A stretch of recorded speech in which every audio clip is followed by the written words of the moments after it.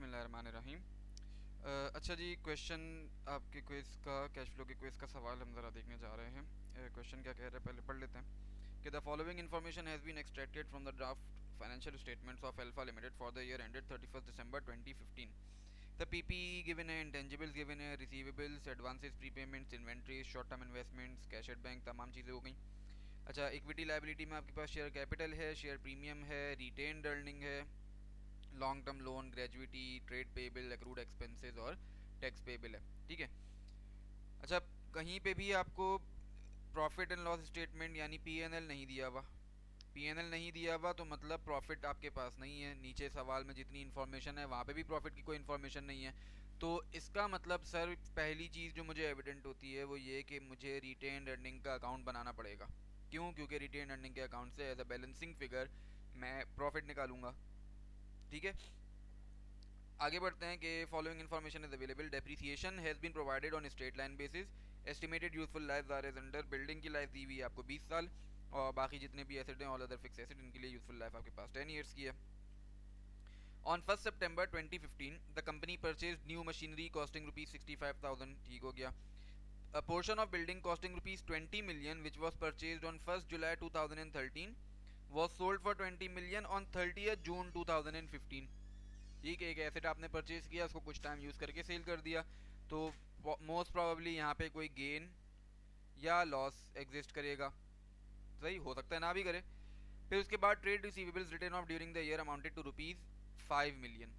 It is the policy of the company to maintain the provision for doubtful debts at 5% of trade receivables. ठीक है sir, एक ये information आपके पास आ गई trade receivables के बारे में। फिर बोल रहा है कि advances and prepayments include advance tax of rupees 8 million। ठीक हो गया। यानी इसके अंदर आपके पास एडवांस टैक्स भी मौजूद शामिल हुआ हुआ है, ऐड हुआ हुआ है। Long term loan was obtained on 1 August 2015। Interest loan at the rate of 13% is payable on 31 July each year. Interest payable for 5 months have been accrued. Loan के बारे में आपको इन्फॉर्मेशन है, 5 महीने का इंटरेस्ट पेएबल आ रहा होगा आपके पास। अच्छा, फिर उसके बाद during the year company pays gratuity of rupees 6.5 million। Gratuity की पेमेंट आ गई। Tax expenses for the year ended, tax expenses for the year was rupees 17 million and for 2014 was rupees 8 million। ठीक हो गया। Right shares were issued on 1 December 2015 at 15 per share in the ratio of 1 right share for every 5 shares held. ठीक है जी, आपने कुछ right issues दिए। ठीक। अच्छा, अब अगर इसकी मैं अकाउंटिंग शुरू करूँ, काम करना शुरू करूँ, मुझे बनाना करना क्या है, prepare statement of cash flow for the year ended 31 December 2015। सबसे पहला काम मुझे क्या करना चाहिए, मुझे रिटेन अर्निंग्स का अकाउंट बनाना चाहिए, क्योंकि मुझे प्रॉफिट चाहिए। कैश फ्लो मेरा स्टार्ट ही प्रॉफिट से होता है। तो सवाल ने मुझे ओपनिंग और क्लोजिंग बैलेंस तो बताया है, जो कि है मेरे पास 53 और 114। 53 और 114। फिर उसके बाद और क्या क्या आता है सर इसमें, रिटेन अर्निंग्स के अकाउंट में क्या क्या चीज़ें आती हैं। एक तो ओपनिंग क्लोजिंग बैलेंस आ गया, इसके अलावा प्रॉफिट आता है आपके पास। प्रॉफिट के अलावा आपके पास इसमें आता है डिविडेंड, अगर कोई आपने शेयर इशू किया हो। डिविडेंड के अलावा टैक्स। ये 3-4 चीज़ें इसमें मेजरली आती हैं नॉर्मली। ठीक है। अच्छा, अगर आपके पास टैक्स की फिगर रिटेन अर्निंग के अकाउंट में आ रही है तो ये वाला प्रॉफिट आपका होगा प्रॉफिट बिफोर टैक्स। और अगर टैक्स की फिगर आप इसके अंदर इनकॉर्पोरेट नहीं करते रिटेन अर्निंग के अकाउंट में, तब ये प्रॉफिट कौन सा हो जाएगा, तब ये हो जाएगा प्रॉफिट आफ्टर टैक्स। ठीक है, एक जनरल सी इन्फॉर्मेशन आ गई है। तो अगर मैं सवाल के पास जाऊं, मुझे टैक्स एक्सपेंस सवाल ने बताया 17 मिलियन का, तो मतलब बैलेंसिंग फिगर प्रॉफिट कहलाएगी मेरी। तो डिविडेंड वगैरह क्यों नहीं लिया मैंने, क्योंकि डिविडेंड के बारे में मुझे कोई भी इंफॉर्मेशन नहीं गिवन। चलें, अगर मैं अभी के लिए रहने भी दूं कि हो सकता है मोस्ट प्रोबेबली आगे जाके आए, तब भी कोई मसला नहीं है, इसको मिटा के कुछ और कर देंगे जो भी फिगर बैलेंसिंग बन रही होगी। तो खैर, अभी हमारे पास प्रॉफिट बैलेंसिंग आता है 78 मिलियन का। ठीक हो गया। आगे बढ़ते हैं। तब पीपी का अकाउंट मुझे नेक्स्ट बनाना चाहिए, क्योंकि एक मेन हेड है आपकी बैलेंस शीट का, अच्छा खासा इम्पैक्ट रहता है इसका। तो ओपनिंग बैलेंस और क्लोजिंग बैलेंस सवाल ने आपको बताया है 193 और 223 का। तो 193 ओपनिंग बैलेंस आ गए, 223 क्लोजिंग बैलेंस आ गया।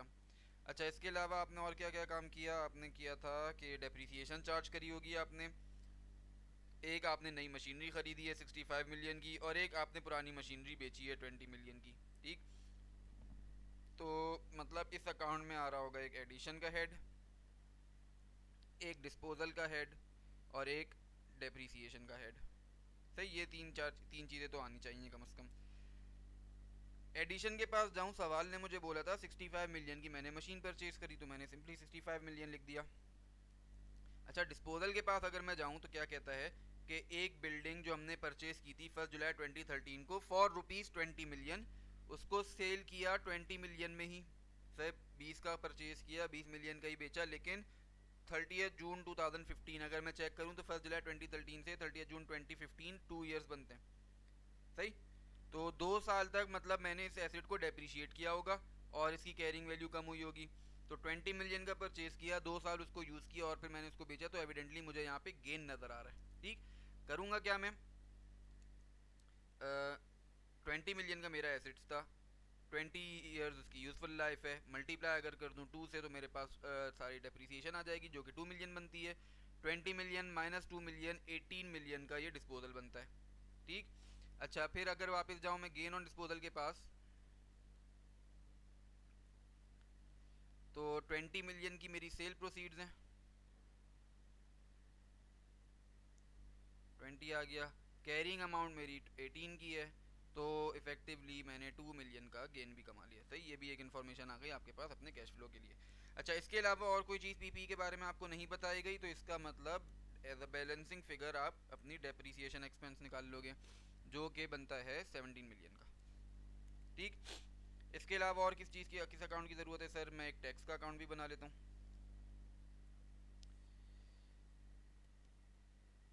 अच्छा, टैक्स के बारे में अगर मैं जाऊँ तो मुझे एडवांसेस प्री पेमेंट्स में एडवांस टैक्स मौजूद है। एडवांस टैक्स मेरा एसेट आता है, तो मतलब मेरे पास टैक्स के अकाउंट में एक ओपनिंग एसेट आ रहा होगा और साथ ही साथ एक क्लोजिंग एसेट भी आ रहा होगा।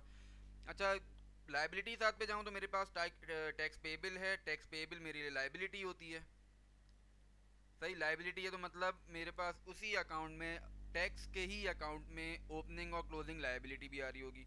मतलब मेरे अकाउंट की हालत, अकाउंट की शक्ल कुछ इस तरीके की होगी कि ओपनिंग एडवांस आ रहा होगा, क्लोजिंग एडवांस आ रहा होगा, ओपनिंग पे बिल आ रहा होगा और क्लोजिंग पे बिल आ रहा होगा। सही, सवाल ने एक्सपेंस के बारे में मुझे इन्फॉर्मेशन दी है, सवाल ने एक्सपेंस के बारे में इंफॉर्मेशन दी है, तो एज अ बैलेंसिंग फिगर मैं अपनी पेमेंट निकाल लूँगा, यानी कैश जितना भी गया।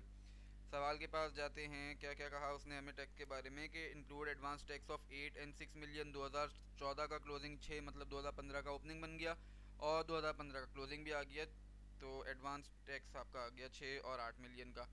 क्लोजिंग के बारे में सवाल ने बताया था कि 49 और 43 की वैल्यूज़ हैं, तो ओपनिंग पे बिल 49, क्लोजिंग पे बिल 43, ये आ गया। टैक्स का एक्सपेंस अभी रिटेन अर्निंग के अकाउंट में पुट करके आ रहे हैं 17 मिलियन का, तो वो भी मैंने यहाँ पे लिख दिया 17 मिलियन।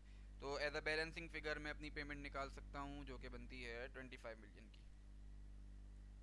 ठीक हो गया, और अगला कौन सा अकाउंट बनाना चाहिए? सर एक मैं शेयर कैपिटल और शेयर प्रीमियम के लिए बना लेता हूँ, क्योंकि राइट इशू के बारे में भी कुछ इन्फॉर्मेशन दी गई थी।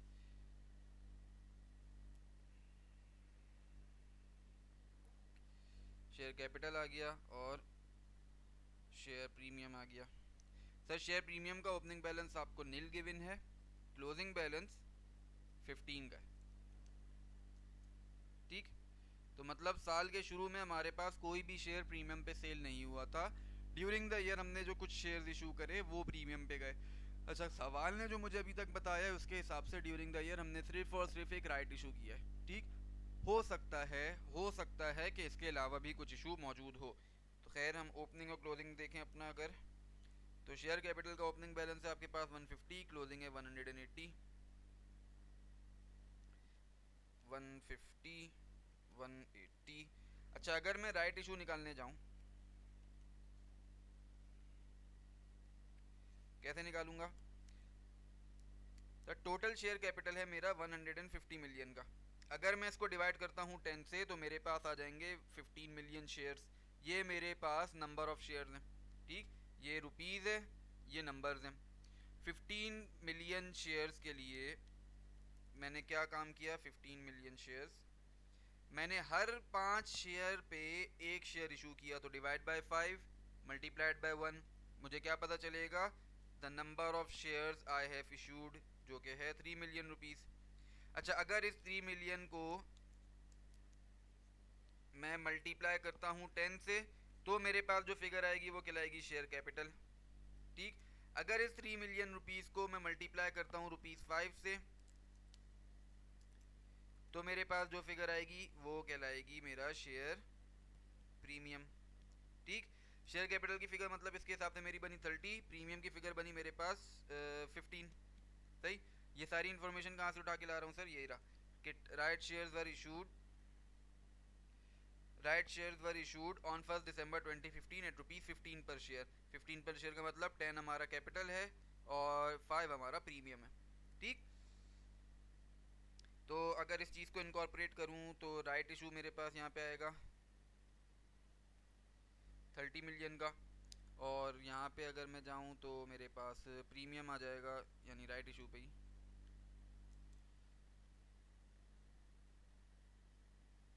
15 मिलियन रुपीज़ का, ठीक। तो क्या मुझे यहाँ पे कोई बैलेंसिंग फिगर नज़र आ रही है, नहीं सर, इसके अलावा कोई इन्फॉर्मेशन भी नहीं है, मतलब ये अकाउंट्स मेरे यहीं पे क्लोज हो गए और कुछ ढूंढने की ज़रूरत नहीं है,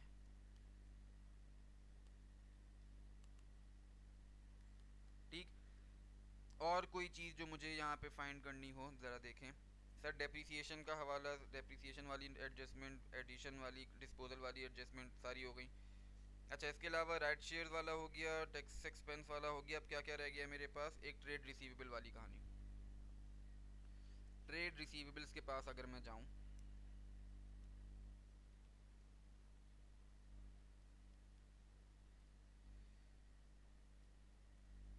मुझे ज़रूरत पड़ेगी दो अकाउंट्स की, अकाउंट रिसीवेबल और प्रोविज़न।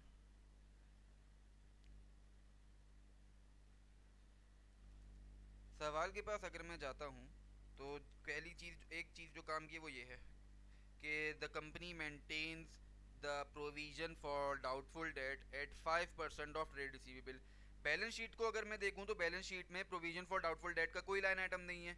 इसका मतलब कि ये जो 45 और 33 मिलियन है ये हमारे पास नेट फिगर आ रही होगी, ग्रॉस नहीं होगी, मतलब दिस फिगर्स आर 95%, ठीक।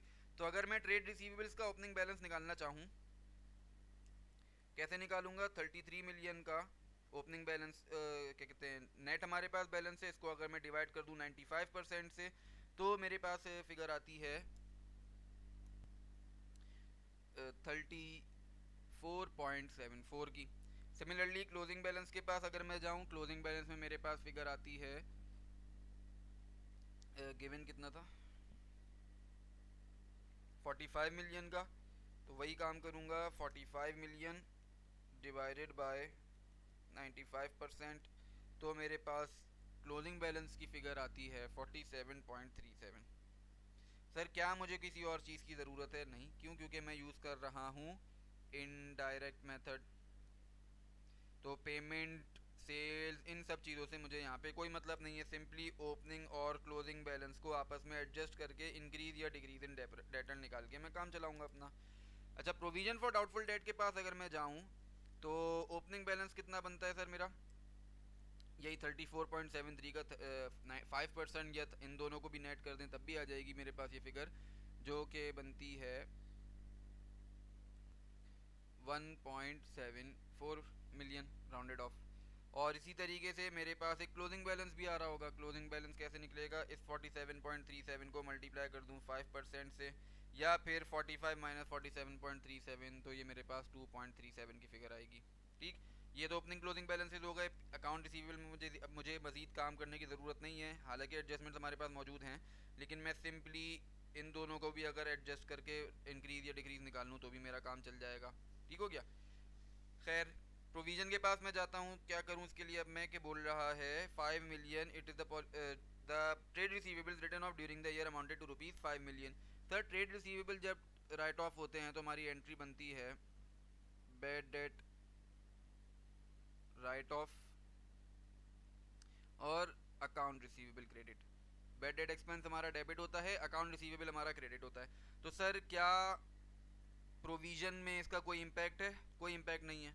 तो मैं सिंपली क्या करूँगा, जो भी मेरी बैलेंसिंग फिगर आ रही है that will be called my bad debt expense. सही। तो 2.37 और 1.74 को मैं एडजस्ट करता हूँ तो मेरे पास फिगर आती है 0.63। तो सर मेरा टोटल बैड डेट कितना बना? 5 मिलियन का राइट ऑफ प्लस 0.63 मिलियन का एक्सपेंस। ये एक्सपेंस कैसे सर? प्रोविजन की वजह से इंक्रीज इन प्रोविजन आया। तो टोटल बैड डेट एक्सपेंस मेरा बनता है 5.63 मिलियन। ठीक सर, ये तरीका है कि अगर आप अपने डेटर्स के अकाउंट को ग्रॉस पे काम करना चाहो, नेट पे काम करना चाहो तो वो कैसे होगा, वो अभी जब बना रहे होंगे उस वक्त देखते हैं। ठीक है। और इसके अलावा क्या इन्फॉर्मेशन मेरे पास रहती है? सर ट्रेड रिसीवेबल्स की भी इन्फॉर्मेशन हो गई। Advances and prepayment include advance tax of rupees इतना इतना, ये वाली इन्फॉर्मेशन भी हमारे पास हो चुकी है। 6 और 7 बचा। Long term loan was obtained on 1 August 2015. Interest at the rate of 13% is payable on 31st July each year. Interest payable for 5 months have been accrued. मतलब सर अगर मैं इंटरेस्ट निकालना शुरू करूँ, लॉन्ग टर्म लोन हमने कब लिया? Opening में ज़ीरो है, मतलब पहले कोई लोन नहीं था। इसी साल हमने ये लोन लिया है, कितने का? 40 मिलियन रुपीज़ का। तो 40 million eight the rate of 13% for 5 months. बोल रहा खुद ही 5 मंथ्स हैव बीन अक्रूड। तो ये मेरे पास फिगर क्या बनेगी? Something like 2.17 million. सही। अच्छा, इसके पास इसको देखने के लिए अगर मैं शेयर कैपिटल बैलेंस शीट के पास जाता हूँ तो मुझे यहाँ पे कहीं पे भी इंटरेस्ट पेबल नज़र नहीं आ रहा। ठीक। इंटरेस्ट पेबल अगर नज़र नहीं आ रहा और मैंने इसको अक्रू किया हुआ है तो मतलब ये मेरे एक्रूड एक्सपेंसेस के अंदर शामिल होगा।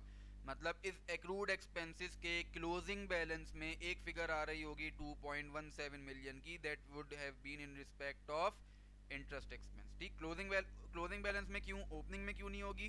क्योंकि ओपनिंग पे हमारे पास कोई लोन एग्जिस्ट ही नहीं करता था, तो कोई इंटरेस्ट का एक्सपेंस भी नहीं आएगा। ठीक हो गया।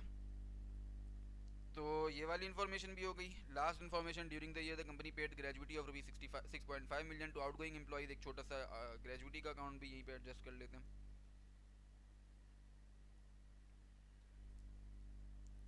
ग्रेजुटी अकाउंट का ओपनिंग और क्लोजिंग 3 और 6 मिलियन का दिया गया है। तो ओपनिंग बैलेंस मेरे पास आया 3 मिलियन, क्लोजिंग बैलेंस आया मेरे पास 6 मिलियन। एक्सपेंस के बारे में सवाल नहीं, मुझे इन्फॉर्मेशन दी थी कि 6.5 मिलियन का एक्सपेंस पे ऑफ किया है हमने, एक्सपेंस इनकर किया है सॉरी। तो इसका मतलब डिफरेंसिंग फिगर मेरी पेमेंट कहलाएगी।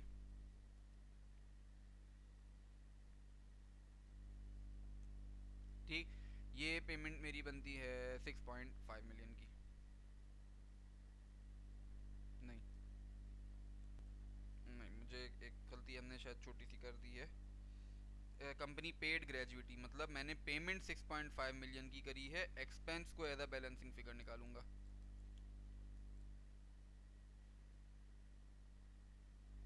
पेमेंट और एक्सपेंस, जो कि मेरे पास फिगर बन के आती है 9.5 मिलियन रुपीस की। तो यहाँ पे आके मेरी वर्किंग्स तो चलें तमाम हुई। अब मैं अपना कैश फ्लो तैयार करना शुरू करता हूँ। कंपनी का नाम था sir alpha limited. Statement of cash flow for the year ended 31 December 2015। ठीक। पहली चीज़, सबसे पहला हेड किसका होता है sir? Cash flows from operating activities. इसमें कहाँ से स्टार्ट करूँगा मैं? प्रॉफिट बिफोर टैक्स से। ये कितना है? सर रिटेन अर्निंग के अकाउंट के पास जाऊं तो बैलेंसिंग फिगर डिविडेंड मुझे कहीं नज़र नहीं आया, तो सिंपली जो प्रॉफिट मेरी फिगर निकली 78 मिलियन की वही यूज़ कर लेनी चाहिए मुझे। 78 मिलियन से मैंने अपना काम स्टार्ट शुरू किया, ठीक है। अच्छा, इसके बाद अब मैं क्या क्या चीज़ें लाऊंगा, मैं एडजस्टमेंट्स करनी होंगी मुझे कुछ एडजस्टमेंट्स। एक तो डेप्रिसिएशन था, डेप्रिसिएशन के अलावा गेन था, इसके अलावा मैंने ग्रेजुइटी की पेमेंट करी थी, ग्रेजुइटी एक्सपेंस आ जाएगा यहाँ पे। इसके अलावा एक इंटरेस्ट एक्सपेंस आना चाहिए यहाँ पे, और कोई चीज़ सर, एक बेड डेट भी आना चाहिए।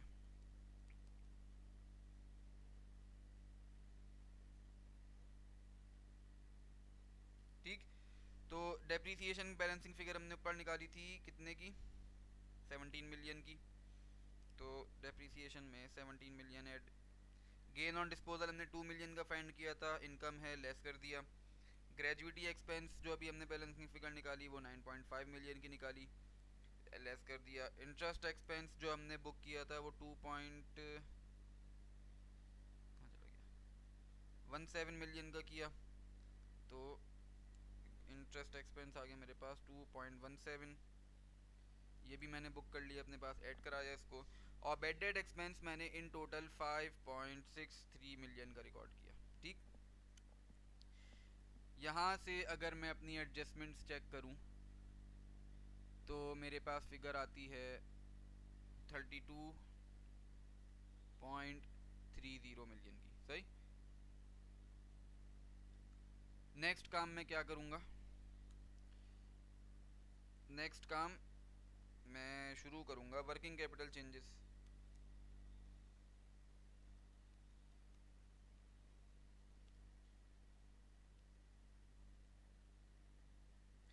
वर्किंग कैपिटल चेंजेस के लिए मैं अपने करंट एसेट्स और करंट लायबिलिटीज़ के पास गया। करंट एसेट्स करंट लायबिलिटीज़ में मेरे पास मौजूद क्या क्या है, एक ट्रेड रिसीवेबल है, एडवांसेस एंड प्रीपेमेंट्स हैं, इन्वेंट्रीज हैं, शॉर्ट टर्म इन्वेस्टमेंट और कैश एट बैंक। सर इन दोनों को मैं क्या कैश एंड कैश इक्विवेलेंट के तौर पे ट्रीट कर सकता हूँ, बिल्कुल कर सकता हूँ sir. Short term investments are cash and cash equivalent, तो इनके लिए मुझे कोई अलग से काम करने की ज़रूरत नहीं है, ठीक है। करंट लाइबिलिटीज़ के पास जाऊँ तो सर ग्रेजुइटी पेबल है, इसकी एडजस्टमेंट मैं यहाँ पे नहीं लेके आता। ट्रेड पेबल्स है, अक्रूड एक्सपेंसेस है, टैक्स पेबल की एडजस्टमेंट भी यहाँ पे नहीं आएगी। तो इन शॉर्ट मेरे पास 5 लाइन आइटम्स एग्जिस्ट करते हैं, ठीक है। मैं ट्रेड रिसीवेबल्स से स्टार्ट करता हूँ। ट्रेड रिसीवेबल्स का क्लोजिंग बैलेंस मेरे पास 47.37, ओपनिंग बैलेंस 34.74, इंक्रीज आ रहा है, सही। कितने का ये इंक्रीज आपका बन रहा है, समथिंग अराउंड 12 मिलियन का। तो क्या किया मैंने, पहले सारे लाइन आइटम लिख लेते हैं करके। मेरे पास था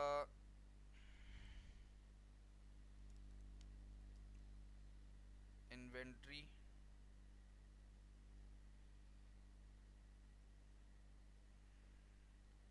इन्वेंट्री के अलावा मेरे पास है रिसीवेबल्स, रिसीवेबल्स के बाद है मेरे पास प्रीपेड्स, और इसके अलावा मेरे पास है क्रेडिटर्स, और लास्ट वन है मेरे पास अक्रूवल्स, सही। इन्वेंट्री सबसे पहली चीज़,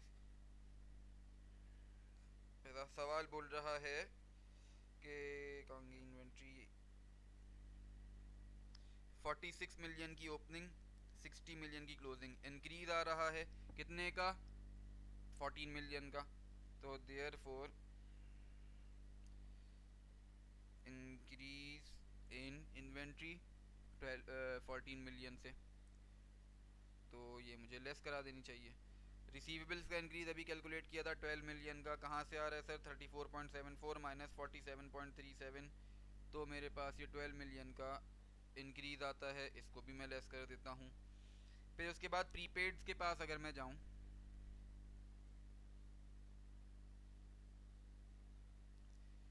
प्रीपेड्स के बारे में मुझे इसने बोला था कि इस लाइन आइटम के अंदर एडवांस टैक्स एग्जिस्ट करता है, तो मतलब इस 70 मिलियन में से इस 70 मिलियन में से मुझे एडवांस टैक्स का ओपनिंग लेस करना चाहिए। सिमिलरली इस 84 मिलियन में से एडवांस टैक्स का क्लोजिंग माइनस करना चाहिए।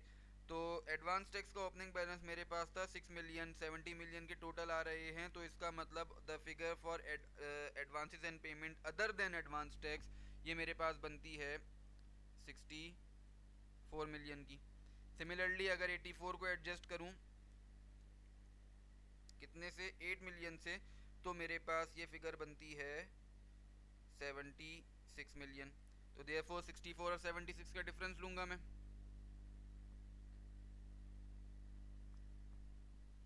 कहाँ चला गया, एक मिनट, माइनस करके सही लिखा। 70 माइनस 64 6 मिलियन बनता है। हाँ सही किया, मतलब 84 माइनस 8 मिलियन तो 76 मिलियन बनता है, सही है। तो 64 माइनस 76 मेरे पास 12 मिलियन का इंक्रीज नज़र आता है। तो चले जा भाई, प्रीपेड में भी मेरे पास इंक्रीज आया 12 मिलियन रुपीस का, इसको भी मैं लेस करा दूंगा। क्रेडिटर्स के लिए हम क्रेडिटर्स के पास जाते हैं। क्या बोल रहा है उसके लिए, कुछ भी इन्फॉर्मेशन हमें सच नहीं थी, तो सिंपली ओपनिंग और क्लोजिंग एडजस्ट करना है। 56 से 42 पे आए, डिक्रीज हुआ हमारा क्रेडिटर। तो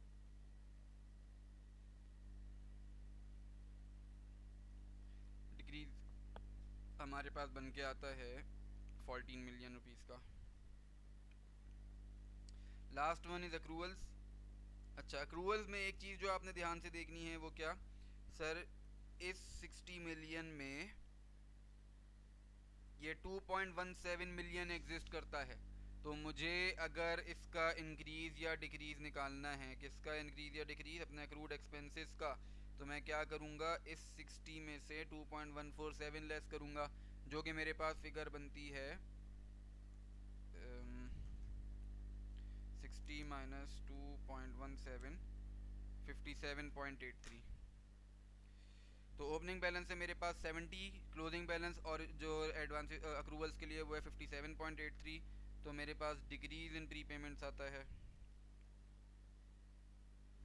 सॉरी डिक्रीज इन अक्रूवल्स आता है 12.17 मिलियन का। सही, ये भी लेस हो जाएगा। अब क्या करेंगे सर, सिंपल, मुझे अब एडिशन सब्ट्रैक्शन जो भी है वो करनी है। इनको अगर मैं तमाम को ऐड करता हूँ तो मेरे पास वर्किंग कैपिटल चेंजेस टोटल आते हैं 64.17 मिलियन के इन नेगेटिव। ठीक, इसके अंदर मैं क्या करूँगा, इसके अंदर टैक्स की पेमेंट ऐड लेस की जाएगी, टैक्स पेड, और एक मैंने ग्रेजुइटी एक्सपेंस लिया था, ये लेस कर देनी चाहिए, ग्रेजुइटी पेड। सर टैक्स की पेमेंट मैंने करी थी टोटल 25 मिलियन की, और ग्रेजुइटी की पेमेंट मैंने करी, जो सवाल नहीं मुझे बताई, 6.5 मिलियन की। तो ये दोनों लेस हो जाएंगे, तो मेरे पास आ जाएगा cash flow from operating activities. Sir ये कैसे आएगा, this figure plus this figure minus ये तमाम फिगर्स। ठीक, तो मेरे पास ये cash flow from operating activities की वैल्यू बनती है 14.63 मिलियन रुपीज़। अच्छा, अब एक सवाल जो आपके जहन में है कि सर वो रिसीवेबल्स को अगर एडजस्ट करते हम नेट बेसिस पे तो क्या करते। सर अगर लेट से मुझे ये वाला काम करने में परेशानी होती है, कौन सा वाला, ये वाला काम,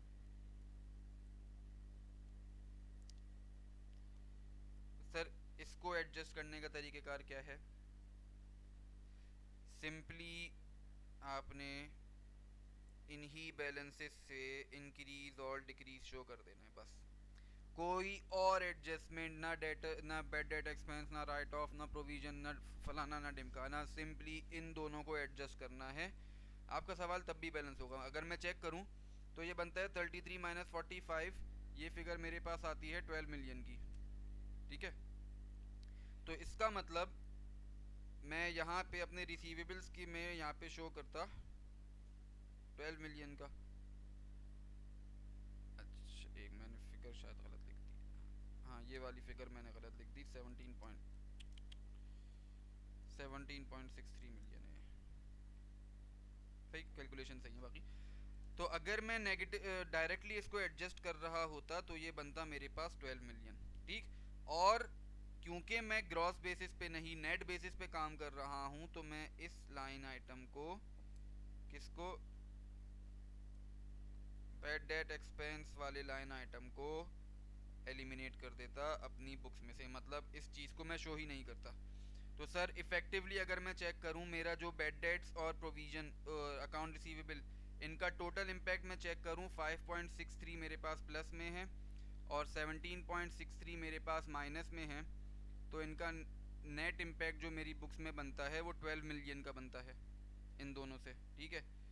तो अगर मैं नेट बेसिस पे काम करता मैं सिंपली एक 12 मिलियन माइनस कर देता तब भी मेरा कैश फ्लो कम्प्लीटली करेक्ट बनता। ठीक है। तो अगर बैड डेट्स को हैंडल करने में प्रॉब्लम होती है तो सिंपल सा तरीका क्या है कि नेट बेसिस पे ही आप अपना तमाम काम मुकम्मल कर लो भाई। बैड बस नेट बेसिस में इस चीज़ का ख्याल रखना है कि बैड डेट की कोई एडजस्टमेंट आप एडजस्टमेंट फॉर वगैरह में शो नहीं करेंगे, यानी bad debt expense right of फलाना ढिमकाना ये सारी चीज़ें नहीं आ रही होंगी। एनीवे आगे बढ़ते हैं हम sir. Cash flow from operating activities के बाद अगला हेड आता है मेरे पास cash flow from investing activities.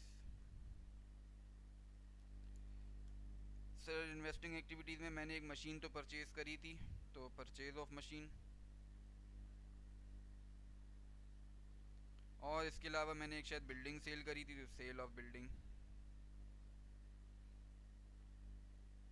Sir इनकी फिगर्स भी मुझे याद हैं। परचेज़ जो हमने करी थी मशीन की वो थी 65 मिलियन की, तो इसको मैंने सेल प्रोसीड्स को लेस करा दिया। और बिल्डिंग की जो परचेज थी सेल थी वो थी 20 मिलियन पे, तो इसको मैंने ऐड करा दिया।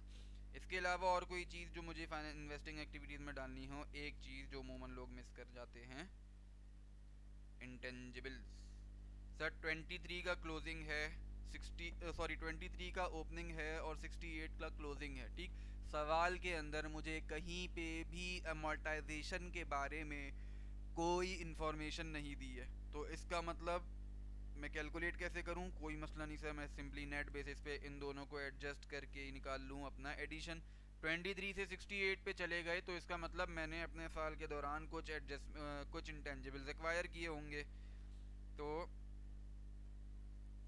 इसी में आ जाएगा परचेज ऑफ इंटेंजिबल्स। ठीक। ये कैसे आएगा सर, 23 का क्लोजिंग और 68 का क्लोजिंग, इसमें से मैं माइनस कर दूं 23 का ओपनिंग, तो मेरे पास फिगर आती है 45 मिलियन रुपीस की। ये भी मैं यहाँ से लेस करा दूंगा। तो अब नेक्स्ट स्टेप सर इनको सिंपली मुझे ऐड करना है। तो मेरे पास आएगा इससे cash flow from investing activities, ये मेरे पास फिगर बनती है 90 मिलियन रुपीस की। ठीक। अगला head cash flow from financing activities. इसके लिए क्या करेंगे सर, मैंने साल के दरमियान एक राइट इशू किए थे और एक मैंने लॉन्ग टर्म लोन एक्वायर किया था, तो इशू ऑफ शेयर्स आ जाएगा।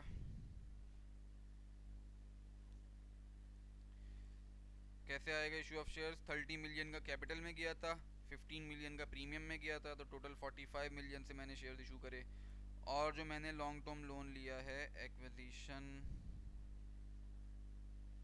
ऑफ लोन, वो साल के शुरू में तो मेरे पास कुछ भी नहीं था, क्लोजिंग बैलेंस मेरे पास 40 आ रहा है, तो 40 आ रहा है ना, हाँ 40 मिलियन का मैंने लोन एक्वायर कर लिया। ये भी मेरे पास ऐड हो जाएगा। इनको भी अगर मैं टोटल कर लूँ तो मेरे पास फिगर आती है 95 मिलियन की। कैश फाइनेंसिंग एक्टिविटीज़ 95 मिलियन की। ठीक, अब क्या करेंगे सर, नेट कैश चेंजेस मालूम करूंगा, this figure plus this figure plus this figure. ठीक, और एक ये 90 नेगेटिव में, तो मेरे पास नेट कैश चेंज कितना आता है ऐड करने के बाद 85 मिलियन रुपीस का। ठीक, ये नेट फिगर है, नेट कैश फ्लो। इसके अंदर मुझे ऐड कर देना चाहिए अपना opening cash and cash equivalent. सवाल ने कितना बताया, 9 प्लस 7 का यानी टोटल 16 का, और क्लोजिंग कितना है 12 प्लस 8 यानी 20 का। तो ओपनिंग कैश में, अच्छा ये मेरे पास 85 है, फिगर फिर से गलत लिख दी हमने, ये 85 है, और ये अपना नेट कैश फ्लो जो है हमारे पास ये 4 मिलियन रुपीस का है माशाल्लाह से।